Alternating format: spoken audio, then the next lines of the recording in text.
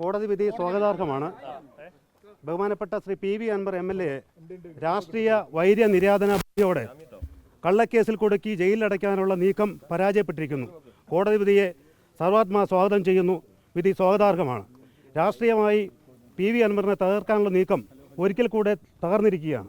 കോടതിയിൽ ജാമ്യം നൽകരുത് എന്ന വാദമുയർത്തിക്കൊണ്ട് കസ്റ്റഡി ആവശ്യപ്പെട്ട അതും തള്ളിയ കോടതി വിധി സ്വാഗതാർഹമാണ്. ശ്രീ PV അൻവറിനുള്ള ജനപിന്തുണ വർദ്ധിക്കും എന്ന് മാത്രമേ ഇപ്പോൾ പറയാനുള്ളൂ.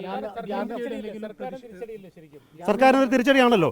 അതായത് വന്യജീവി ആക്രമണം തടയണമെന്ന് ആവശ്യപ്പെട്ടുകൊണ്ട് ഞങ്ങൾ നടത്തി വന്നിരുന്ന പ്രക്ഷോഭം, ആ പ്രക്ഷോഭത്തിനിടയിലാണ് തൻ്റെ അസംബ്ലി നിയോജകമണ്ഡലമായ നിലമ്പൂരിൽ ഒരു കാട്ടാനയുടെ ചവിട്ടേറ്റ് പാവപ്പെട്ട ആദിവാസി യുവാവ് മണി എന്ന യുവാവ് മരണമടഞ്ഞ സംഭവം ഉണ്ടായപ്പോൾ ഈ സമരം അവസാനിപ്പിച്ച് ഫോറസ്റ്റ് ഉദ്യോഗസ്ഥരുമായി സംസാരിച്ച് ഈ പാവങ്ങൾക്ക് അർഹമായ ആനുകൂല്യം നേടിയെടുക്കുന്നതിന് വേണ്ടിയിട്ടാണ് ഫോറസ്റ്റ് ഓഫീസിലേക്ക് ഞങ്ങൾ പോയത്.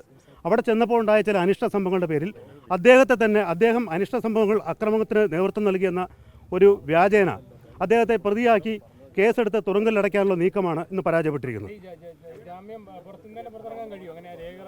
അത് പരിശോധിക്കേണ്ടതാണ്. ശ്രമിക്കുന്നുണ്ട്, അതിനുള്ള ശ്രമം നടത്തും.